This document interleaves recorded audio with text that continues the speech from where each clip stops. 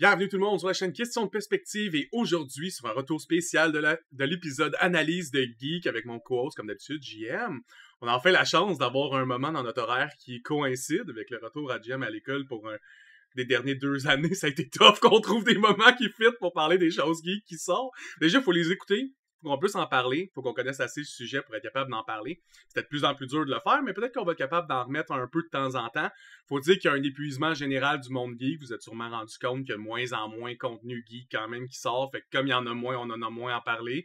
On va peut-être finir par s'étendre plus loin que les super-héros puis voir geek at large si on veut survivre, mais... Je pense qu'il va falloir faire un segment où est-ce qu'on achète des Funko Pop esti puis qu'on les joue. Le podcast de unboxing de Funko Pop. On est rendu à acheter genre les cochonneries genre à la caisse au DEP là où est-ce que genre tu sais pas ce que tu vas avoir, c'est une surprise, mais collectionne genre tous les aliments genre.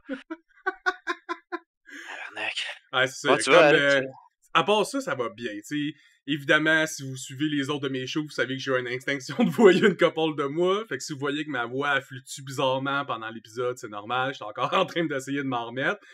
Et sinon, moi, c'est la majorité de mon temps, je passe à essayer des jeux puis à essayer de les conseiller au monde. Quand même divertissant à faire. Tout ton bord, ça avance tes affaires. Ah, ouais, c'est ça. C'est... Le dernier sprint. Ouais, c'est ça, là. Je pense que c'est fini, là. Puis, c'est ça, là. Retournez pas à l'école à 32 ans, là. C'est difficile. Faites-le, genre. Alors, si vous voulez vraiment, vous pouvez, là, mais c'est difficile. Ça demande beaucoup de temps. Faites pas comme moi puis Alex, là, puis genre boire de la bière puis faire de l'impro à la place. Allez à l'école. Ouais, mais moi, j'ai quand même fini toutes mes affaires. J'aimais ça, faire de l'impro puis boire de la bière aussi. Pas comme moi. Les deux sont pas impossibles. Sinon, dans l'univers geek, y a-tu des affaires que tu fais, à part, évidemment, si vous voyez le titre de l'épisode, on va parler de Daredevil, mais avant ça, Global Geek, mettons, des 2-3 derniers mois, y a-tu des jeux que t'as vraiment aimé ou des séries que t'as vraiment aimé? Ben, honnêtement, je suis plus dans mon vieux stock. Comme, tu sais, j'ai genre comme pas de temps, moins de temps pour gamer. J'essaie de passer du temps avec ma blonde. J'essaie. Je devrais le faire plus. Ça, c'est mon gros Passer du temps avec les gens qui vous aiment. Oui, faut que je fasse ça. Puis, non, c'est pas mal ça. Là. Je joue juste avec mon vieux stock. Là. Ils ont sorti une update là, pour Lord of the Fallen, qui est un Souls-like là, récemment, là, la 2.0. Fait que là, je me suis un peu retapé ça. Mais bon, c'est ça. Mais sinon, il n'y a rien de... Je fais rien d'incroyable. Je suis juste... je sauve des vies calées. C'est ça que je fais. Bon. Moi, c'est Oblivion Remaster All the Way avec Clair Obscur et Expédition 33. Là. Je passe de mon PC à jouer à Oblivion à ma console pour jouer à Clair Obscur puis je fais juste ces deux-là. Ok, grosse... Oblivion Remaster. Tout le monde est comment? C'est intéressant parce que, tu sais, tous les gens que je côtoie sont juste comme « Faut que tu joues à Baldur's Gate! » Puis là, je suis comme « Ouais, ben, j'ai pas le temps, mais ok, whatever. » Puis là, j'ai même pas le temps de jouer à Baldur's Gate, ils sont déjà rendus à « Faut que tu retournes sur Oblivion! C'est genre v'là 15 ans, c'est fucked up! » Ah, c'est vraiment deux bons jeux, tu sais. Faut dire qu'Oblivion était un super bon jeu quand il a été release il y a une éternité. Fait que, tu sais, d'avoir juste un repolish puis que le jeu, il ressemble pas comme si je jouais sur un Game Boy... quand même cool. Je sais que le jeu, c'était pas un jeu de Game Boy, c'est une analogie. Je voulais juste dire que comme, les anciens graphiques étaient pas mal laids. Là. Tu réouvres un vieux Oblivion. Ouais. Il y a certaines couleurs pop qui sont cool, par contre. Tu regardes, mettons, la Brotherhood, la porte est beaucoup plus colorée, elle est moins comme fade, mais le reste de l'univers est quand même plus poli, il est quand même plus beau à se promener dedans pour moi. Fait que je trouve que c'est nice de le revisiter, surtout que j'ai plus Skyrim dans la tête, veux pas. Tu sais, Oblivion commençait à disparaître, malgré que je me souvenais de la reine et certains détails. C'est le fun à rejouer. Tu sais, c'est ça qui est intéressant, c'est que tous les jeux, Skyrim, dans le fond, le jeu de Skyrim est disponible sur tous les devices qui ont un screen, tu sais. Tu peux le jouer sur ton ordinateur, tu peux le jouer sur toutes les consoles des 25 dernières années. Tu peux le jouer sur ton frigidaire aussi. Il a aussi release sur les tests de grossesse. C'est vraiment ça qui est intéressant, c'est que tu peux vraiment jouer partout, tu sais. Je sais que Skyrim téléphone, ils ont jamais pensé à le mettre sur mobile. Je sais qu'il y a un appli mobile Skyrim, c'est sûr. Mais moi, pis pour vrai, là, tu sais, dans toute honnêteté, c'est pas les mécaniques que je trippe le plus. Tu sais, dans le sens où j'ai joué à des jeux de combat où le combat, pour moi, il est plus divertissant. Mais un aussi gros jeu avec autant d'interactions, autant de guildes, autant de lore, autant d'affaires que tu peux faire dans le jeu, pour moi, c'est comme un GTA médiéval quasiment. Tu sais, c'est genre, je peux faire plein d'affaires, je peux être contre les gardes, je peux tuer des gardes à coups de flèche d'en face.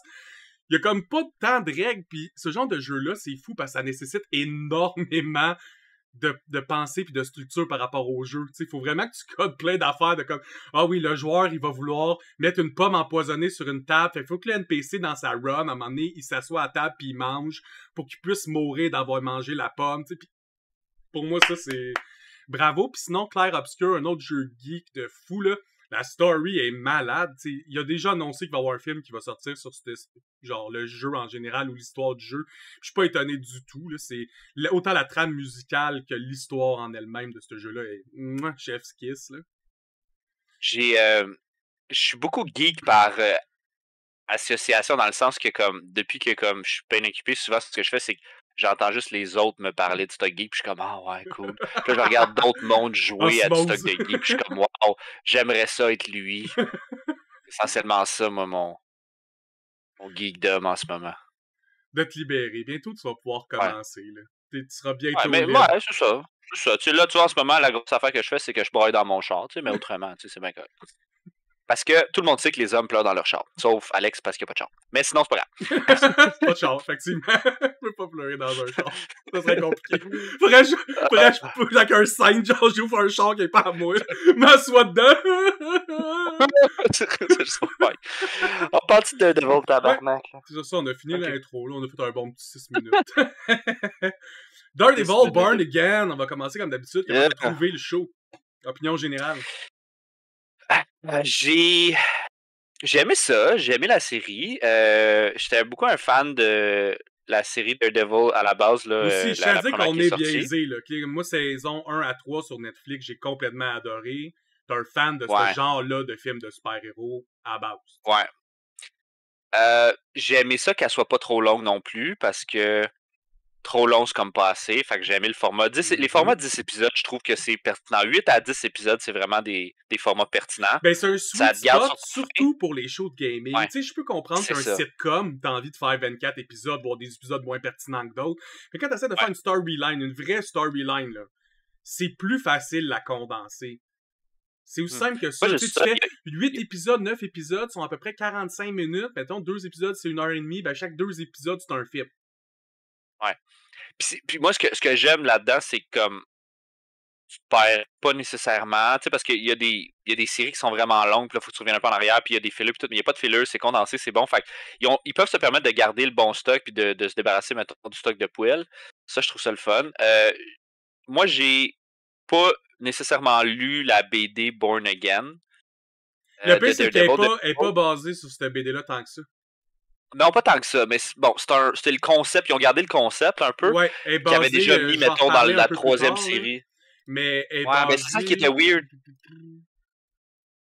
Parce que tu sais, moi, dans le fond, quand j'ai fait un peu mes recherches, j'ai fait Born Again. Je fais comme Chris, Born Again, ça doit être Frank Miller. Cette histoire-là, c'est genre Batman, le Batman, pas le Return, mais le Dark Knight. Fait que là, ouais, effectivement, c'est du Frank Miller. Ça se passe dans les années 80. C'est une tournure vraiment dark un peu de Daredevil. Je fais comme, ok, ça va être un petit peu comme ça, où est-ce qu'il perd un peu tous ses repères au monde comme de la loi, au monde, tu sais, sa blonde, son appartement, ses affaires, toutes ces choses-là. C'est comme, il perd ça, puis il se dévoue vraiment à 100% dans le personnage de Daredevil. Je suis comme, ça va être le fun de voir cette transition-là.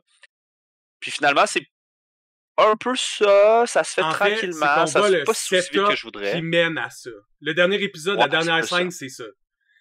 Ouais, vraiment. C'est un peu ce que je veux dire. On va faire tout de suite la parenthèse BD. Là, vous savez, je suis quand même geek BD solide. Puis si on ramène, mettons, au story de Daredevil, depuis à peu près 2015, Kingpin essaie de devenir maire. Ça existe depuis longtemps dans Tram. Daredevil a dû s'occuper de problèmes qui n'étaient pas à New York, même pas aux États-Unis. Puis pendant qu'il était dans cette, mettons, task force internationale-là, Kingpin a fait bon moment pour me présenter comme maire.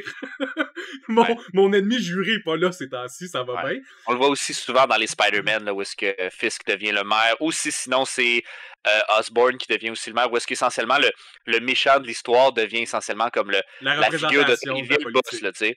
C'est très beaucoup pas un parallèle en ce moment à faire avec la situation politique américaine, mais ça, je vais faire une autre parenthèse là-dessus après.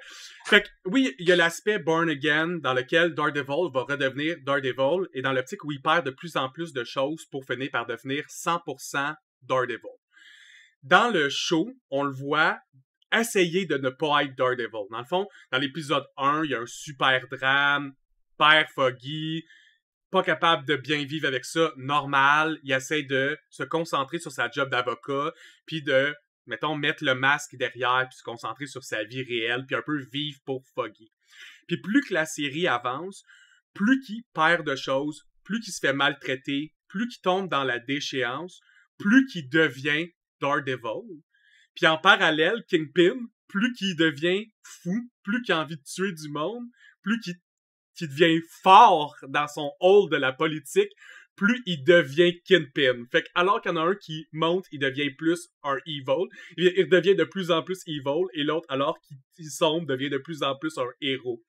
On voit même qu'au milieu de sa chute, quand il va voir Poindexter, il smash la tête sur le comptoir, alors que Poindexter, Bullseye, il dit « Yo, t'es censé me défendre, t'es un héros. Comme, on s'en fout que je suis evil. Si t'es une bonne personne, en ce moment, je vais me faire tuer ici, moi. Fait que t'es censé vouloir m'empêcher de mourir. C'est ça, une bonne personne, non? » Puis pour avoir dit ça, il se fait smasher la tête sur le comptoir, concrètement. Mais, genre 2 scènes plus tard, quand Bullseye vient pour essayer d'assassiner Kingpin, Daredevil se crisse devant le chat. Direct devant le chat. Parce qu'il continue sa descente. Et plus il descend, plus il redevient le héros qui est. Fait que c'est ça son réflexe. Son réflexe, c'est quand il n'y a plus rien, ce dude-là, il se déguise en démon et il casse des gueules. Ouais. Sauve des vies puis casse des gueules. Puis la raison pourquoi je disais que ça prend beaucoup Devil's Reign, c'est que dans Devil's Reign, Mayor Fisk gagne les élections. Encore une fois, il devient le maire officiel de New York. Mais Daredevil part une campagne contre lui dans l'Underground avec Luke Cage et compagnie. Puis Luke Cage, entre autres, va essayer de se présenter comme pour devenir le prochain maire de... C'est comme ça que la trame a fini de base. C'est Luke Cage devient le prochain maire de New York.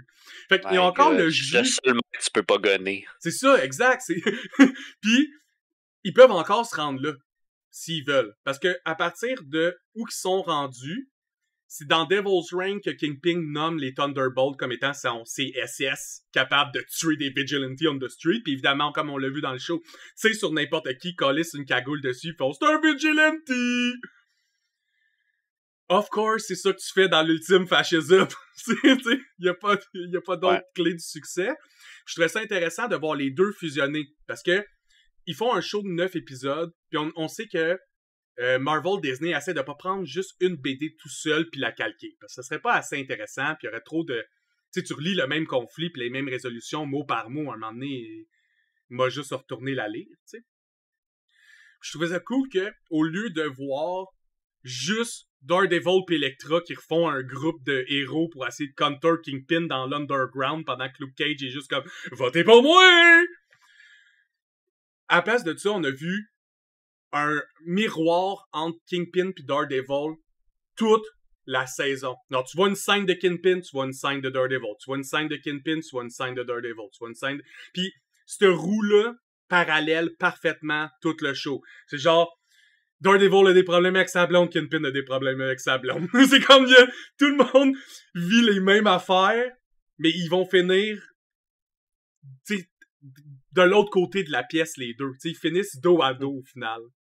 Mais c'est souvent des thématiques que Frank Miller y aborde dans le sens que, tu sais, mettons, la problématique dans le Batman de Frank Miller, c'est qu'il arrête d'être Batman, puis il est pas capable d'arrêter d'être Batman. Il y a cette compulsion-là d'être Batman. De quitter à l'intérieur, comme c'est le masque, pour eux, c'est pas un masque pour se cacher, c'est le vrai eux.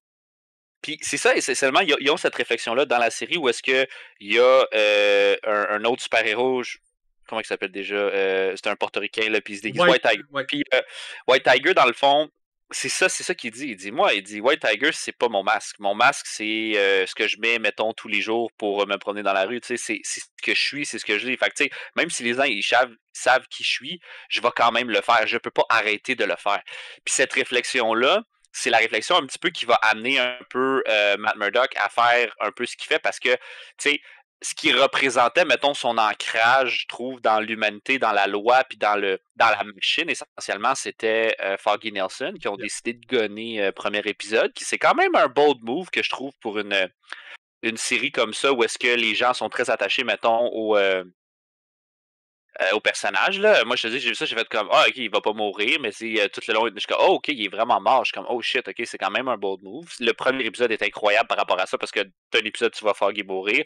Après ça, tu vois juste un fight entre Bullseye et Daredevil, où est-ce que le gars, pendant qu'il se fight, pitch des balles de poule, ça rebondit, ça kill 3 personnes en même temps, ce qui est vraiment comme vraiment une belle façon ça, c'était vraiment un beau fight. Bullseye était tellement mieux réussi que le vieux film de Daredevil avec Ben Affleck, là. Colin Farrell. Mais quand même, il y a quand même des éléments qui sont vraiment intéressants dans cette fight-là, parce que c'est comme... Puis ça finit qu'à la fin, il pète la gueule, Foggy il meurt, puis il fait juste comme le pousser en bas du comme du 3 étages. Il pousse pas en bas, il le lance par la face en bas. Ouais, par en bas. Genre, il fait juste comme là, j'ai fait genre, mourir. Fuck you! Ouais, il est comme fuck you. Puis il est pas mort. Puis là, j'ai fait comme ta gueule. Il aurait pu mourir, là. Honnêtement. En tout cas, mais c'est meilleur pour la série qui meurt pas, parce qu'on sait que les super vilains et les super héros meurent pas, parce que sinon il y a moins de story. Je comprends, mais tu sais, moi je serais juste comme, tu sais, dans la vie, il faut qu'il y ait des conséquences. Si t'as un personnage qui vit des affaires, il faut qu'il y ait des conséquences, il faut qu'il y ait des choix qui sont conséquents. Là, c'est pas un choix conséquent, c'est un demi-choix. Il l'a pitché en bas, oui. Fait que là, il aurait pu être hanté par le fait qu'il l'a tué en même temps, mais bon, c'est pas. C'est pas la fin du monde, là, ça c'est juste moi. Je pique des petits détails à gauche et à droite, là, c'est pas la fin du monde, mais j'aime le fait vraiment que ça donne un peu le ton, mettons, à la série. Mais en même temps, moi, ce que je trouve un petit peu plate dans cette série-là, c'est que les moments Daredevil sont très Matt Murdock. Dans le sens où est-ce qu'on a peu de moments Daredevil où est-ce qu'il va mettre le suit puis il va aller comme péter des gueules. Ouais, la première saison est pas focus sur Daredevil, parce qu'on le voit, comme je disais au début, c'est 100%, mettons, une fois que Foggy est mort, parce que l'épisode 1 est différent, là, mais mettons, Foggy meurt, puis dès qu'il meurt, c'est Matt Murdock à 100%, puis tu le vois perdre des pourcentages de Murdock à chaque épisode. Fait que plus que ça l'avance, plus tu le vois. Puis je trouvais ça drôle parce qu'il y avait des grosses critiques des gens qui disaient qu'elle n'avaient pas écouté Daredevil parce qu'une Daredevil de Disney, ça allait être pour enfants, là. Mais tabarnak, il y a du mort. Il y a du mort au pouce carré, là. Genre les scènes de Punisher qui tirent du monde d'en face à coups de shotgun. T'as une scène de genre... Quand Daredevil, il y a le vol de banque, là, pis qu'à la fin, il se bat dans l'allée avec le chef du vol de banque, et il saute des airs pour tomber direct sur le genou du dude, là. Ah, il casse les genoux. J'ai crié. C'est comme, ça doit tellement faire mal, là. J'ai eu le saut, là, comme c'était violent. Parce que la première saison de Daredevil, c'est une saison qui était très raw, très viscérale. C'était vraiment genre comme, c'était un brawler, tu sais, tu le vois que c'est vraiment, il s'échange des coups de poing. Il se faisait casser à la gueule. Dans saison 1, là, il se faisait casser à la gueule bien plus qu'il cassait à la gueule. Ouais. Sauf que c'est des plans séquences, c'est des longs plans, c'est des plans qui sont lourds, c'est comme... Puis ça donne un ton vraiment le fun à Daredevil, où est-ce que Daredevil, c'est pas... Puis il y a de la difficulté à concilier le système, la machine dans lequel il travaille comme avocat, puis le fait d'aller se faire justice lui-même parce que c'est trop insane ce qui se passe, tu sais. Fait que c'est quelqu'un qui a comme ces problématiques-là, puis c'est quand même de la bonne violence dans Daredevil, puis je suis content qu'il soit quand même resté là-dedans, parce que c'est vraiment pour adultes, Daredevil. Les BD Daredevil sont pas le fun, là, tu sais. Ou mettons, ado, c'est correct, là, mais c'est pas le genre de film de super-héros que tu fais écouter à un jeune enfant. C'est comme 6 ans, t'es comme, regarde, c'est pas Punisher qui tue des mauvais policiers. Ouais. Il y a une tasse pour que ça que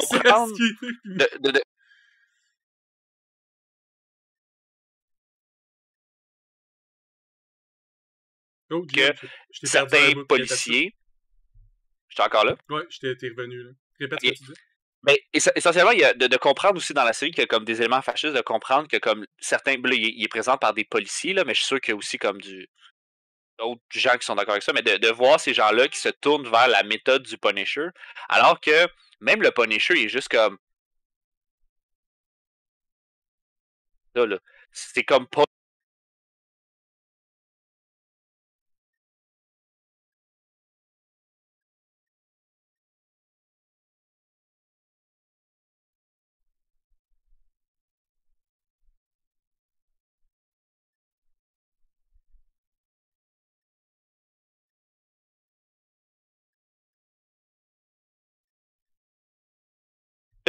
Qui a le droit de se faire justice lui-même, puis est où la ligne, tu sais. Puis c'est ça qui est intéressant, je te dirais, dans cette série-là. Punisher, déjà qu'il soit de retour, je suis vraiment content. John ben, Bartrold, son interprétation de Punisher est godlike, là, est parfaite. Il joue tellement bien. Je sais pas si vous vous souvenez, il y avait un vieux film de Punisher. Puis le gars, c'est juste un gars fâché qui tue du monde. C'est très comme Taken, genre, c'est juste comme, je suis fâché, John Wick, là, je suis juste fâché, quelque chose s'est passé, fait que je m'en viens tout vous tuer. Ouais. Je trouve que John a parfaitement nail la maladie mentale. Comme, tu le sens que son Punisher, qui est pas bien, là. Tu sais, comme, ça va pas bien dans sa tête. Puis la raison qu'il est pas capable de s'empêcher de pogner un 12 puis tuer du monde, c'est parce que ça va pas bien dans sa tête. Tu sais, il est pas comme... C'est ça que j'aimais, c'est quand tu voyais, mettons, White Tiger, il essaie d'être super droit, il était super cohérent dans ses propos, même quand il se fait questionner sur le fait qu'il est un super-héros, il reste très cohérent dans sa position sociale.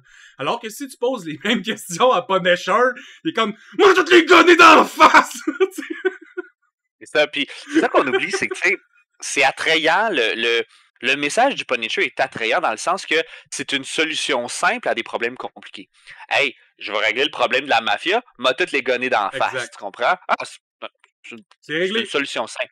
Sauf qu'on oublie que le Punisher, il est malade mental. C'est qu'au final, le problème, c'est que si tu prends le côté de Punisher, ben ça veut dire que Kingpin a aussi le droit de faire ça. Ben, c'est ça qu'il fait. Ça. Fait que c'est pour ça que Daredevil, il peut pas se permettre de trop tomber là-dedans, parce qu'il est comme, moi, je veux l'empêcher d'être un malade mental qui tue des chefs de police avec ses mains. Exactement. C'est ça que t'as intéressant, puis quand tu le vois dans Daredevil, puis tu le vois dans la série Punisher, où est-ce qu'à un moment donné, il y a une brisure avec, pas nécessairement la réalité, mais avec, tu sais, Frank, il devient... Oups, mon chien, il s'est enfargé dans mon fil, tu m'entends-tu toujours? Oui, t'es bon. OK. Frank, dans le fond, il devient le Punisher parce que il est rendu à une place dans sa tête où il n'y a plus de Frank. Le Frank n'est pas important. Frank est mort avec sa famille. Lui, la seule chose il est hanté par l'injustice et le désir de justice. Fait que c'est ça, tu sais. Puis j'ai regardé une BD récemment qui a passé sur mon feed où c'est essentiellement juste, il y a eu un collège entre des mondes, puis il y a plein de personnages de plein d'autres réalités qui sont venus, mettons, sur la Terre, puis ils ont fait un carnage. Puis bon, quand les Avengers ils ont pété tout le monde, à la fin, Frank, le Punisher, il rencontre des gens qui sont orphelins, que leurs parents ou que leurs enfants ont été tués, mettons, par des créatures, genre d'autres univers. Ce qui fait que là, il part en mission, puis sa mission, c'est juste de tuer les créatures qui ont tué les parents, genre, des orphelins. Fait que lui, il se promène, genre, il vole une chèvre de Thor pour, comme, utiliser le Bifrost. Fait qu'il a son char tiré par une chèvre, c'est son 12, puis un casque de viking, puis il se promène à travers les Nine Realms pour, genre, aller gonner, genre, des créatures puis des géants pour avenge des orphelins. Tu comprends-tu que le gars, le personnage n'est pas bien, là. C'est pas un personnage qui fait du sens, mais de voir des gens qui sont fonctionnels, qui ont des jobs de tous les jours, qui représentent essentiellement la loi et l'ordre, dire « Hey, sais-tu quoi? Fuck off. » C'est vraiment terrifiant. Puis c'est pas juste terrifiant parce que c'est pas une bonne idée, puis parce que tu pourrais te retrouver du mauvais bord de cette ligne-là, mais c'est calissement terrifiant parce que ça pourrait crissement arriver, puis ça arrive peut-être même déjà peut-être à bien des places dans le monde. C'est ça qui est intéressant de jouer avec ça, puis de voir cette vision-là du Punisher, puis même s'il n'est pas là souvent dans la série, on le voit quand même. Il est autant là que White Tiger, parce que si Kingpin puis Daredevil servent de miroir un à l'autre, Punisher puis White Tiger servent de miroir un à l'autre dans la série. C'est un des thèmes récurrents. Il y a beaucoup de personnages qui sont là pour ce miroir. C'est comme Karen puis Kristen sont là pour ce miroir. Les deux ont des opinions complètement différentes de c'est quoi être un super-héros, puis ils font des affaires complètement différentes dans la vie de Matt Murdock. Fait que j'ai l'impression qu'ils ont essayé d'écrire ce show-là comme si tout le monde était polarisé de deux bords. Mais c'est ça aussi qui se passe aux États-Unis. Tu sais, ça a été écrit dans le climat de Trump qui se représentait, le climat de polarisation, la séparation de... Tu sais, on le vit aussi ici en ce moment, là, c'est très polarisant. Il y a comme deux partis qui ont eu presque 95% de tous les sièges. Ben, on est dans un climat où il y a beaucoup de miroirs qui vont se donner. Puis je trouve que un des trucs que je trouvais drôle, c'est que la population se fâche sur tous les films de Marvel dans lesquels c'est une super héroïne en disant que que c'est donc ben woke et un agenda politique. Mais honnêtement, Daredevil Born Again, c'est le plus grand agenda politique qu'ils ont jamais mis online. D'habitude, je suis pas d'accord avec ces critiques-là. Puis là, le monde y acclame Daredevil Born Again. Et honnêtement, il y a un agenda politique dans ce show-là. Je suis d'accord même avec ce qui est proposé, tu peux pas tomber dans le fascisme extrême. Tu peux pas permettre à un président ou à un élu de faire n'importe quoi comme il veut en disant que ben je suis la loi. Ouais. Parce que sinon, puis, ça devient un shit show. Ouais, puis c'est ça qui est vraiment intéressant parce que tu sais, on parle, mettons, du Kingpin là, qui devient un peu qui redevient essentiellement un peu le Kingpin à travers, mettons, un épisode à la fois, il devient de plus en plus Kingpin. Tu sais, au début, là, il essaie d'être meilleur Fisk, puis plus ça l'avance, moins il est meilleur Fisk. Ouais, puis il y a des. Puis tu sais, tu le vois aussi avec. Le gars, il a emprisonné, genre, la man, sa blonde, esti. Ouais, puis le gars, il a fait une purge. Il a juste shut down toute l'électricité, pis t'es comme tuez-vous. Il a juste fait une purge! Genre, out of nowhere! Il a purgé. En tout cas, je trouve ça vraiment intéressant. Moi, j'ai hâte de voir si... Parce que, tu sais, je comprends la ligne dans laquelle... Où est-ce qu'ils s'en vont, tu sais. J'ai hâte de voir aussi l'armée qu'ils vont utiliser, parce qu'il dit ça nous prend une armée pour essentiellement faire ça. J'ai hâte de voir quel genre de personnage de Marvel il serait prêt à rentrer dans ce concept-là. Et là, la question qu'on se pose, c'est est-ce que Spider-Man va être dans un... Mais est-ce qu'on pense à Spider-Man? Selon moi, là, en ce moment, Hawkeye saison 2 probablement arrivera jamais. Parce que Renner veut pas faire le show parce qu'il est juste proposé la moitié de son salaire de la saison 1. On s'entend que c'est probablement parce qu'il est là juste la moitié du temps de la saison 1 en plus. Là. Mais concrètement, il veut pas faire le show. Fait que comme il veut pas faire le show, ça aura pas lieu. Après ça, malgré que ça n'aura pas lieu, Jacques de Swordman a été Easter egg souvent pendant la saison 1, qui était un personnage que, si vous saviez pas, qui a été présent dans Hawkeye. C'est un des personnages que Kate Bishop doit confronter. Donc, c'est le Easter egg New York Kate Bishop. Puis après ça, t'as le Easter egg où quand il va à la banque, ben, il est servi par Monsieur Khan, qui est le père de Kamala Khan, Miss Marvel, qui elle aussi est à New York. Donc, ben, en fait, New Jersey, à côté, là, c'est pas loin. Dans la région assez proche pour être capable de se déplacer. Elle serait pas dans le 514, elle serait dans le 450. C'est ça, ouais, c'est ça. C'est pas très loin.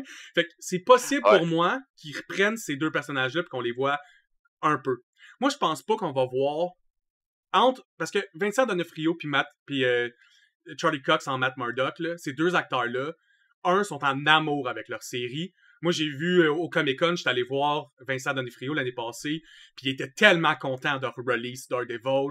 Il capote sur son personnage de Kingpin. C'est genre le personnage qu'il a pratiquement aimé le plus faire au monde. Il en parle à tout le monde comment il aime ça, jouer ce personnage-là. Fait que c'est le fun de voir que les deux personnages principaux, faut pas oublier que les deux, c'est pas juste Daredevil le personnage principal. En ce moment, Kingpin en est un. Parce que c'est un show où les deux sont le personnage principal.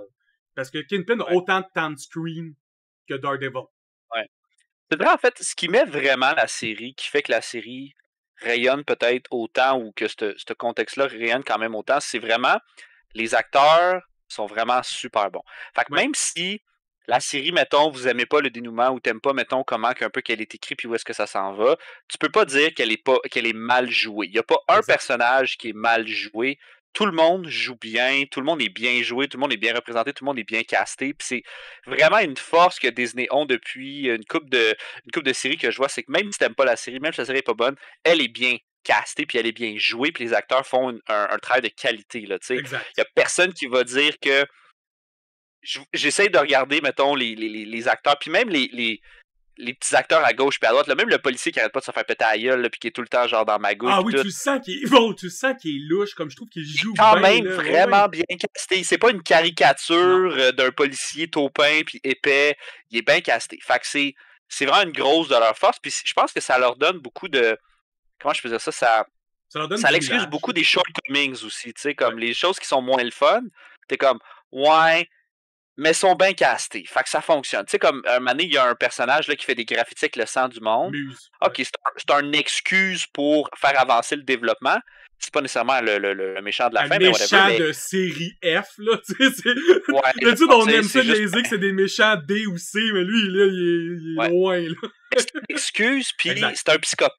Il est juste là pour que Matt Murdock redevienne Daredevil, concrètement. Ouais. Puis le psychopathe, ben, il est joué par un acteur qui a de l'air puis qui fait un esti bon psychopathe, honnêtement. Fait que le personnage dans le bureau du psychologue, j'étais pas bien, là. Il l'a tellement bien joué, j'étais pas bien derrière mon écran. C'est ça. Fait que, tu sais, essentiellement, on s'en calisse de lui parce que c'est juste une excuse de.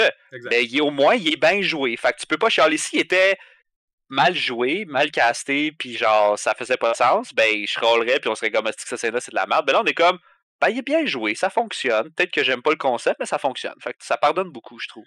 Sinon, on a vu que dans son armée, parce que c'était là que j'allais aussi, c'est que les deux se sont fait une armée. T'sais, le concept, c'est que la saison 2, si la saison 1 était Matt Murdock versus Mayor Fisk, la saison 2 va être Daredevil et son armée contre Kingpin et son armée. Son armée va être beaucoup plus humaine que de super-héros. Tu sais, faut pas que le monde s'attende à genre saison 2, ils build une team d'Avengers, là. Parce qu'on l'a vu, à la fin, il y a genre la fille qui gère le bar, son détective privé, détective Kim qui s'occupait de la négociation.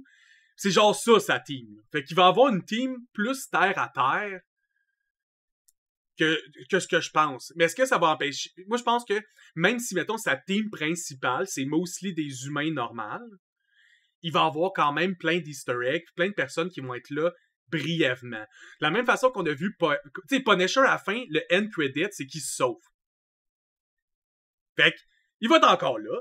Tu sais, lui, il va être encore là. Puis après ça, n'importe qui d'autre peut être là autant longtemps que lui a été là dans 16... Tu sais, il a été là, je pense, 3 scènes. Ouais. Ouais, puis je vois ça venir beaucoup dans ce sens-là parce qu'on regarde, mettons, ça va être, si mettons, il y a un gros fight à la fin, ça va être un esti gros CGI. Tout comme tout le budget de la série va être à la fin. C'est souvent ça la problématique, c'est que t'as une série, t'as un gros fight à la fin, tout le budget va être là. C'est correct. La gestion du budget commence à être vraiment compliquée pour les films depuis, mettons, 3 ans, surtout quand tu fais des films d'action de type super-héros ou qui nécessitent des effets spéciaux. Pour la simple et bonne raison que, alors que le graphisme augmente, genre on le voit dans nos jeux vidéo aussi, mais le prix de production de ces effets-là augmente. Fait que ça coûte de plus en plus cher aux compagnies de faire affaire avec des compagnies de production d'effets spéciaux pour avoir quelque chose qui look good dans leur film et qui a de l'air crédible. Puis en plus de ça, malheureusement, l'industrie du cinéma est en dégringolade depuis la COVID. Ils s'en sont jamais remis. T'sais, tous les films font moins au box-office. Tout le monde est comme « Yeah, on a eu un bon box-office. Va checker les chiffres. Compare ça à des chiffres d'il y a 6 ans. Ça a l'air d'une joke. » Là. Fait qu'ils n'ont pas le choix de faire des diminutions de coûts. Fait qu'est-ce que ça amène des diminutions de coûts dans l'univers cinématographique? Ça fait des plans fixes. Ça fait des plans sitcom. Ça fait Matt Murdock, où il y a un plan où on filme sa face comme ça encadré, puis il va juste parler à la caméra pendant 5 minutes, puis après ça va couper, puis on va voir l'autre personne parler pendant 5 minutes avec aucun décor derrière, parce que si tu fais pas ça, tu ne peux pas faire ta scène de combat. Tu peux pas faire une scène avec Punisher qui gonne 12 policiers d'en face, avec du sang qui revole partout, puis des crânes qui se font briser, parce que ça coûte trop cher. Fait que, malheureusement pour le monde qui adore les shows, habituez-vous à ça. On va tomber de plus en plus dans des choses. C'est pas pour rien qu'un épisode d'un... C'est sûr, c'est un avocat, ça fait du bien de le voir faire des cas comme avocat. Moi, j'ai aimé ça, l'épisode de cours dans lequel il essaie de défendre. Pis là, oh shit, je vais pas gagner. Fait que je révèle que c'est un super-héros. Pap, pap, pap. Là, le juge qui est en crise. C'est pas juste ça. Faut pas oublier que nous autres, on est des gros geeks, puis on a des grands gueules, mais nous, ce qu'on aime aussi, c'est un peu les débats philosophiques, parce qu'essentiellement, c'est ça, le cas de White Tiger, c'est un débat philosophique. Est-ce que les super-héros, c'est une bonne idée ou non? C'est un vieux débat? Exact. Oui, c'est un vieux débat. Est-ce que la réponse est oui? La réponse est non. C'est pas grave. Mais le point, c'est... Oui, mais c'est ça, le point, c'est qu'il faut qu'il y ait... Ça coûte pas cher, puis en même temps, un débat philosophique sur un sujet qui sera pas réglé à la fin de la série, c'est payant pour eux autres parce que essentiellement, c'est une façon cheapette de rentrer du drama dans la série. Parce que à la fin de la série, est-ce que les super-héros c'est une bonne idée ou c'est pas une bonne idée? La question n'est pas répondue. Non. C'est vraiment à interprétation de chacun. Puis je suis sûr que si tu demandes à 100 personnes, 75% du monde va avoir une opinion différente de toi. Fait que, le point, c'est de l'avoir, cette discussion-là. Puis la réponse, c'est non. Ben, oui, c'est pas une bonne idée que les gens ils se trimballent en super-héros puis pètent des gueules. Ben, le point, c'est pas ça. C'est des vidéos. Dans la vraie vie, c'est d'autres choses. Mais En tout cas, toi, t'étais-tu d'accord avec ce point-là ou on n'est pas d'accord? Non, moi, le Vigilante, je suis pas tendance, de règle générale, n'importe qui. Mais tu sais, moi, je suis tellement intense que moi, j'enlèverais les guns aux policiers. Fait que je permettrais pas plus des héros de se promener avec un gun pour tirer du monde, là. Moi, je veux enlever le monde, la possibilité de tuer du monde le plus possible. Mais dans le show, ce que je trouve pertinent, c'est que, oui, ces plans-là, pour moi, ça ramène à un vieux style de film. Tu sais, dans les années 90, il y avait beaucoup de plans comme ça aussi, puis moi, c'est pas des plans qui me dérangent. Je suis même un fan de huis clos dans la vie. Ça me dérange pas que mon décor change pas aux 30 secondes et demie. Comme moi, mon personnage, il a pas besoin de se déplacer dans un corridor en parlant pour que je trouve ça crédible. Ouais. Genre, il peut être fixe. M'en crisse. Ouais. Mais, faut que ça soit compensé où les scènes après ça d'action, pour moi, sont divertissantes. Puis ça, je trouve qu'ils ont eu un bon mix. Oui, il n'y a pas eu assez de Daredevil, mettons. Si on prend un pourcentage de combien il y a de Daredevil à l'écran sur 9 épisodes, c'est même pas 10 à 15%, je pense, du show qu'on voit Daredevil à l'écran. Il y en a vraiment pas beaucoup. Parce que déjà, on voit Matt Murdock juste 50% du show. Là, de son 50%, on voit juste Daredevil, un autre petit 50% et moins. Fait que c'est ça que ça donne. Malgré ça, ce que je voulais dire, c'est il faut vous habituer. Tu sais, si toutes les critiques qui s'en viennent, c'est si il aurait voulu qu'ils se battent pendant 1 heure, man, c'est pas tellement cool, là, il y a genre 8 super vilains, là, pis le Thunderbolt soit là avec tous leurs vilains, là, pis le Daredevil, faut qu'ils pètent les 8 Thunderbolts. Parce que Chris, ils ont pas 850 milliards à mettre sur chacun show qui sort, ça, comme surtout pas dans le monde dans lequel on s'en va. Fait que, veux pas, habituez-vous, pis à la place, on va souhaiter que les writers fassent une bonne job de dialogue, pour que dans ces dialogues-là, on a assez de jus, pour que, moi, c'est ça que j'aime. Tu sais, l'épisode a fini, puis je suis comme, hey, ça, c'était un beau combat, mais se souviens-tu, cette quote-là? Pourquoi ça, tu sais, c'est ça, au final, qui m'intéresse et qui me garde hook. C'est pas la scène d'action qui fait, oh, ça, Punisher, il a bien tiré dans la tête. Next! C'est plus comme, j'ai hâte de savoir, comme, est-ce que la déchéance de Kingpin peut aller plus loin? Next! C'est plus ça qui m'intéresse. Ouais. Mais tu sais, en même temps, je pense aussi que c'est une série qui est comme, tu sais, ce qui est important, si tu la baston, pas tant. Je pense qu'il y a des enjeux de société plus importants, de société dans de cet univers-là, là, mais il y a des enjeux de société plus importants que comment est-ce que Daredevil a kické un dude d'en face, tu sais. Même si c'est le fun de voir kicker des dudes d'en face. Ouais, tu sais, comme essentiellement, mettons, l'épisode de la banque. Là. Moi, c'est l'épisode qui m'a fait un petit peu, je fais comme, ok, c'est intéressant qu'il ait mis ça là-dedans.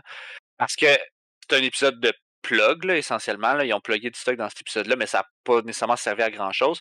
Mais l'enjeu, mettons, de cet épisode-là, c'est que... en fait, c'est que l'épisode est très subtil, parce que le vrai avancement de la narrative principale, faut que tu comprennes que le gars qui vole la banque travaille pour Luca. Puis il est en train d'aller voler le 1,8 million à Victor. Fait que c'est pas mis tant de l'avant, là. Tu sais, c'est un secret, un peu comme caché, mais c'est ça l'histoire principale de ce qui se passe à ce moment-là, tu sais. C'est surtout un prétexte pour plugger des easter eggs des acteurs, puis aussi un épisode classique, un BD classique, vol de banque avec 4 random qui n'ont pas de super pouvoir, ça c'est comme classique monde super-héros. Ouais. C'est ce qu'on appelle dans l'univers des animes du fanservice. C'est plus pour ça. Mais bon, c'est pas la fin du monde, c'est un épisode sur quoi, 8, 10, quelque chose comme ça. 8, sur un épisode sur 8, 9. Qui est 9, bon, un épisode sur 9, qui est quand même, il y a de l'action dedans, puis il est le fun à regarder, c'est juste que... Moi, j'ai l'impression que c'est un épisode à la Batman. C'est genre, tu sneak, faut tout tes takedowns un après l'autre subtilement. Là, c'est un peu ça, tu sais. Puis là, c'est ça que tu vois à quel point... bon, moi, j'ai trouvé ça un petit peu tiré par les cheveux, cet épisode-là. Mais c'est pas grave, parce que... Dans l'univers des super-héros, c'est quoi que tu trouvais tiré par les cheveux dans cet épisode-là? Je l'aurais juste pas mis. Je trouvais que ça servait un peu à rien. Je trouvais que d'accord, mais c'est pas tiré par les cheveux, c'est juste... Non, ils ont étiré la sauce, c'est plus ça, je le dis. Peut-être pas tiré par les cheveux, mais ils ont étiré la sauce dans le sens où est-ce que l'enjeu principal et la narrative principale, je trouve qu'elle gonnait assez fort pour pas avoir cet épisode-là, puis quand même avoir de quoi. Mais je suis picky, tu sais, moi j'étais un peu picky dans ce sens-là où est-ce que faire un épisode moi, juste pour voir le père de Khan, c'est un peu poche. Non, mais c'est un épisode pivot sur Matt Murdock aussi. Parce que c'est la dernière fois où Matt essaie de rester Matt lors d'un conflit. Ouais. C'est vrai pareil. Il va pas mettre son costume, il essaie de tout régler en étant Matt Murdock, il essaie de tout régler en essayant de rester dans le cadre de la loi le plus possible, que ça soit pas lui, mettons, qui règle le cas au final, c'est vraiment les policiers. Fait que, il est encore du côté de la police à ce moment-là. C'est son dernier stand du côté de la police, parce que l'épisode d'après, Muse débarque, puis là, c'est genre... Parce que, tu sais, moi, cet épisode-là, je trouve il est trop... Tu sais, je peux comprendre que c'est trop long, c'est genre tout l'épisode, c'est la banque, mais ça revient à moins de budget. Fait que quand t'as moins de budget, tu fais un huis clos, s'il faut que tu fermes une banque pour faire un tournage, ben tu vas tourner tout ton calice d'épisodes dans la banque, parce que ça coûte moins cher, comme si tu fais un épisode en cours, ben presque tout l'épisode va être en cours, parce que ça coûte moins cher. Moins cher. Malheureusement. Je trouve qu'il y a des opportunités aussi qui ont... je suis sûr qu'ils y ont pensé, mais en fait, finalement, c'est peut-être moins important. Comme moi, ce que j'aurais aimé, c'est une discussion, mettons, d'au moins une dizaine de minutes avec Bullseye puis Daredevil dans un contexte où est-ce que ils parlent de c'est quoi les motivations qu'ils ont amené, mettons, à faire ce qu'ils font. Ça aurait été le fun.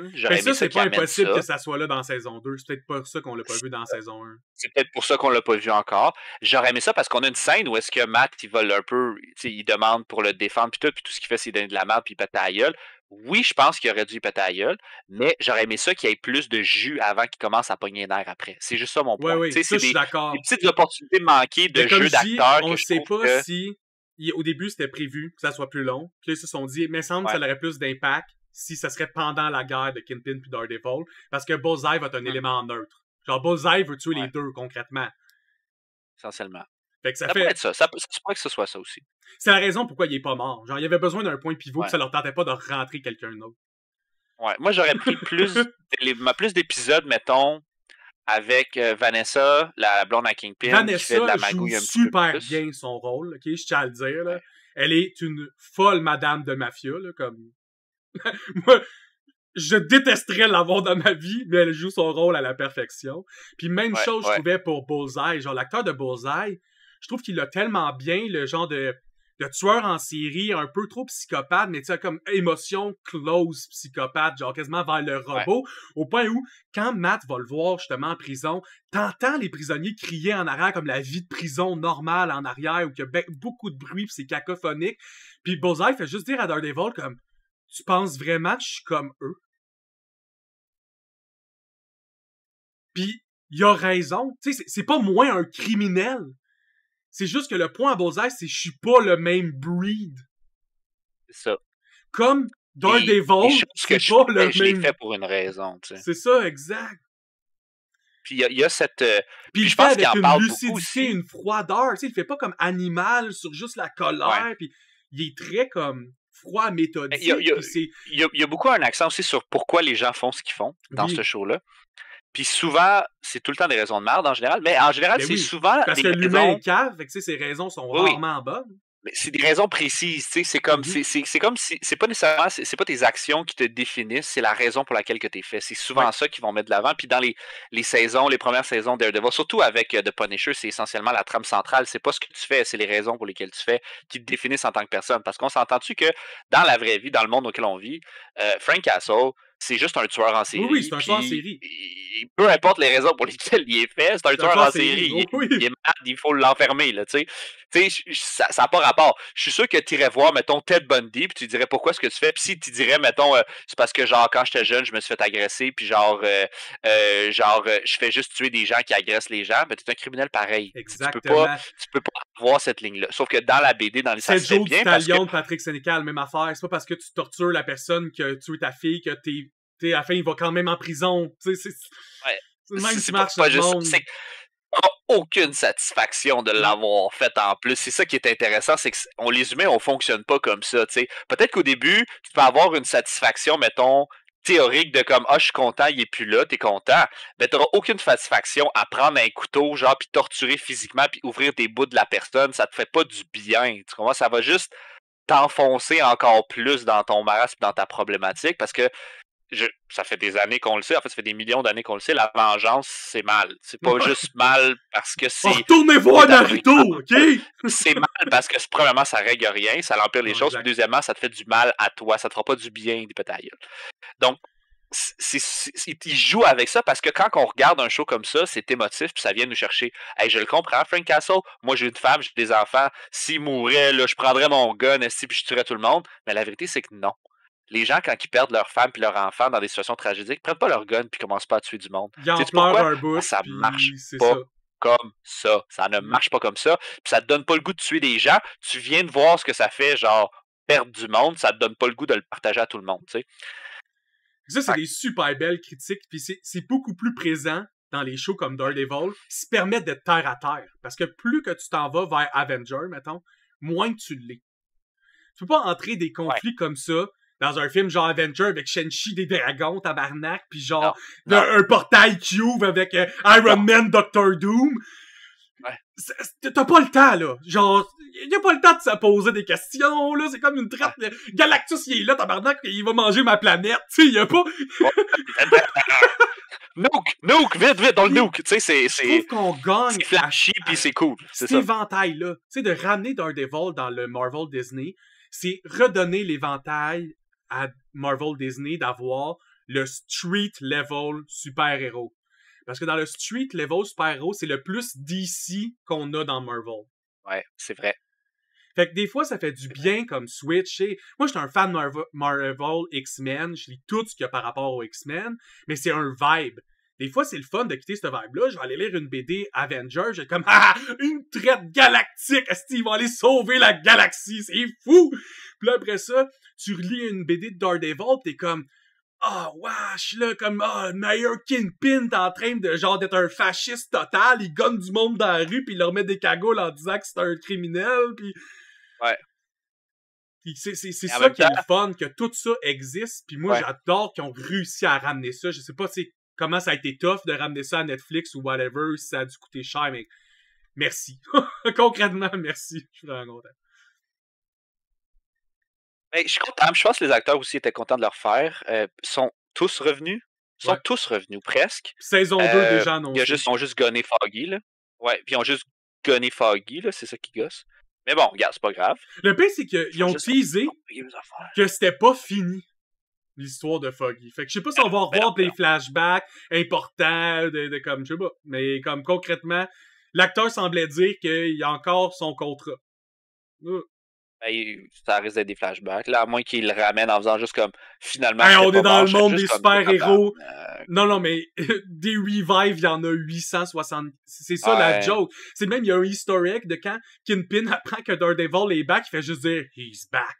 Parce que genre, toutes les arch-villains disent toujours ça quand le super-héros revient à vie. « Oh fuck, he's back ». Guess who's back? Back again. C'est ça qui est intéressant parce que moi, mettons, là, je suis dans un univers Marvel. Je suis juste comme, hey, il y a des gens qui font comme des super-héros pis tout. Chris, on monétise ça, un petit peu comme dans The Boys. Moi, je me pars à une entreprise comme où est-ce que tu peux Iron Man louer des super-héros. C'est ça que Val a fait dans Thunderbolt en ce moment aussi, quand elle a racheté la tour Avenger. Je suis comme, let's go, man, on loue des super-héros, pourquoi pas? Ça change quoi? Mais oui. C'est quoi la différence entre louer Daredevil à un dude ou louer genre une gang de bodyguards à un dude? Mais ça existe dans l'univers Marvel qu'il y a certaines compagnies de super-héros qui louent des super-héros à d'autres pays. Ça existe. Je suis sûr à 100% que j'ai vu ça passer. C'est sûr que ça existe. Au moins, ils ont abordé le sujet une couple de fois, là.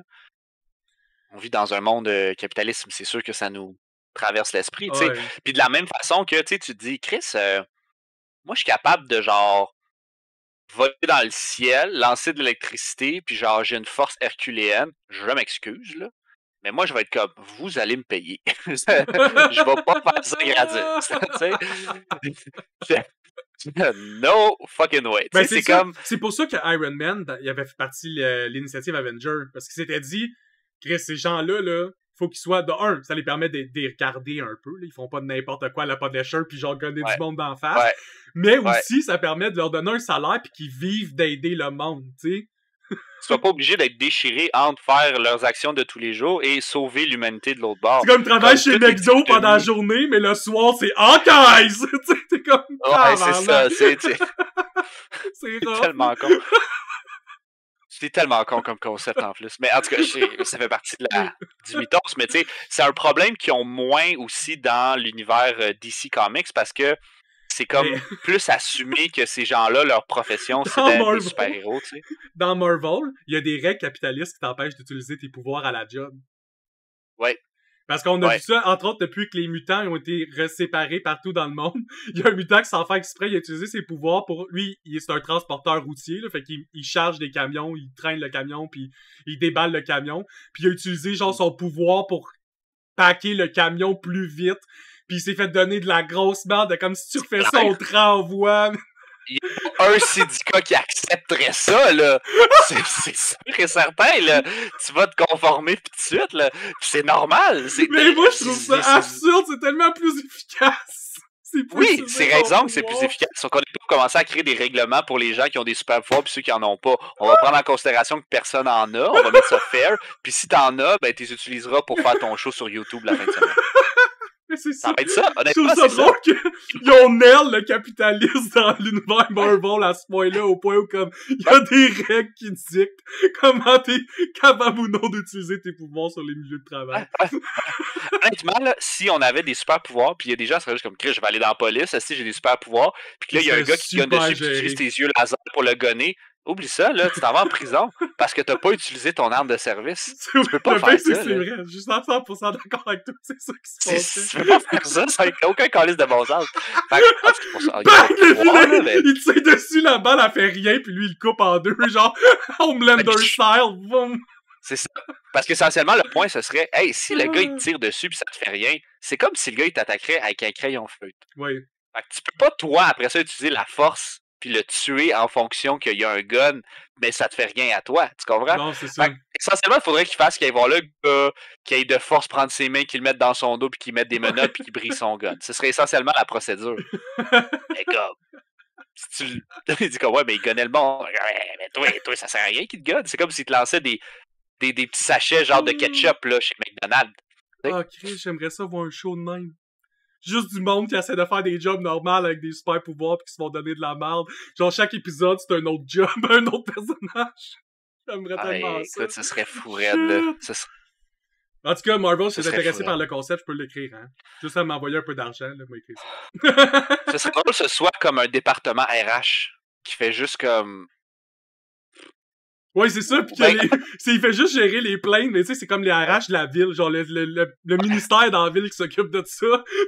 Ce serait bon, man. Est-ce que ce serait bon? Mais c'est un peu ça que She-Hulk a fait essentiellement avec son bureau, elle défend légalement, mettons, des super-héros, puis il y a des situations où est-ce que t'es comme non, tu peux pas faire ça, là, c'est pas ça a aucun bon sens, comme le gars, mettons, là, qui fait semblant de mourir, mais il est immortel. Oui. Puis il fait juste changer de wife et de vie à chaque fois, puis il s'enlève ses dettes, il change de nom, voilà. Ouais, mais tu peux pas faire ça, ça n'a pas de bon sens, mais j'aimerais ça. Puis c'est un petit peu ça que je trouvais ça plate. Il y aura pas je pense qu'il n'y aura pas de saison 2 de She-Hulk. Mais j'aurais aimé ça continuer à avoir des cas comme ça vraiment intéressants où est-ce que, mettons, un gars a levé quelque chose puis l'a déposé sur le pied de son collègue, puis son collègue, son pied il est cassé, tu sais. Puis là, son collègue, il est comme, il le poursuit parce qu'il n'y avait pas d'affaire à faire ça. En tout cas, une affaire de même, là, tu sais, c'est vraiment intéressant parce que c'est vraiment ces questions-là. Puis c'est une bonne chose qu'on n'ait pas de super pouvoir parce que pour vrai, ce serait fucking... Ben, c'est autant un shit show que dans ces shows-là. C'est ça qui montre aussi, Marvel puis DC, que chaque personne dans cet univers-là vit des problèmes constamment, bien pire que ce que la majorité des êtres humains ici on vit, là. T'sais, moi, j'ai pas Superman qui détruit des tours à building dans ma ville à chaque 2 jours, là. Ça va relativement bien la destruction de ma ville. Ce serait invivable. Puis pas juste ce serait invivable, ce serait littéralement genre Big, c'est parce que ça fait 4 fois qu'ils font la tour là, puis elle n'arrête pas de tomber sa gueule. La trope, elle devient facile à comprendre. Les gens qui n'ont pas de pouvoir craignent les gens qui ont du pouvoir dans ces univers-là. C'est normal, là. Je veux dire, nous, on est du monde normal. Même moi, je suis tellement blessé, j'ai tellement des conditions de santé à chier, je suis même pas un humain normal en termes de santé. Puis là, il faudrait que moi, je gère un Batman dans ma ville ou un Superman dans ma ville. Ben non. Je vais mourir d'une crise cardiaque en 2 secondes et demie, là. Ça marche pas. Y'a-t-il quelque chose d'autre que t'aimerais rajouter sur le show? Sur le show, non, je pense qu'on a fait le tour. Allez le voir, là, c'est bien, c'est correct. Ça fait du bien. C'est comme des pantoufles. Tu sais, genre, ça fait longtemps que t'es as pas mis, t'es remets, t'es content. C'est un bon show. Moi, je voudrais terminer aussi avec une... je vais dire ça comme comment? conseil BD ou conseil information sur le monde Marvel, récemment, Dr. Doom est rendu le président du monde. Fait que si vous avez envie de lire des BD vraiment fucked up, avec des affaires bizarres qui se passent, là, allez checker les trames récentes. Dr. Doom a réussi à prendre possession du monde entier alors que genre l'ONU a voté pour lui donner le pouvoir. Évidemment, il y a des manigances là-dedans, là, c'est Dr. Doom. Puis, ça faisait déjà 1 an que Dr. Doom était Sorcerer Supreme. Fait que là, il est Dr. Doom, Sorcerer Supreme, Master of the World. Puis il y a plus que la moitié des super-héros qui travaillent en dessous de lui. C'est une bonne trame, je suis content. Fait que je conseille d'aller lire ça. Ouais, je suis d'accord. En plus, ça va vous préparer au prochain Dr. Doom qui va arriver dans Avenger, le prochain Avenger. Mais ça va être Dr. Doom, genre, parce que j'ai pas checké de trailer, je me suis pas informé, j'aimerais ça le voir puis juste le voir. Mais ça va-tu être genre comme Dr. Doom, puis c'est encore un origin story ou il est déjà installé, genre, Je pense qu'il est déjà installé parce que il y a, de ce qu'on voit du trailer, il y a 2 timelines / 2 dimensions présentes dans ce film-là. Parce que les 4 Fantastiques et Dr. Doom sont dans leur dimension, qui est pas celle des Avengers. On sait que les Avengers sont censés se mêler de tout ça. Fait que, je sais pas si c'est parce que les 4 Fantastiques vont être venus dans la dimension pour chercher de l'aide, ou si Dr. Doom a comme gagné, fait que là, il s'en vient pour prendre plus de dimensions. Ça, je le sais pas. Mais, il va y avoir 2 dimensions. Parce que quand tu regardes la dimension des 4 Fantastiques, puis certaines scènes, New York fit pas, puis ça a l'air d'un plus vieux New York. Ben oui, les Fantastic 4, ça se passe comme dans les années genre 60, là. C'est vraiment un throwback, là. Fait que... Alright. Okay, merci d'avoir fait le podcast. Ça a été le fun de reparler de geeks. Ça faisait longtemps qu'on n'avait pas parlé, on n'avait pas geeké sur un sujet.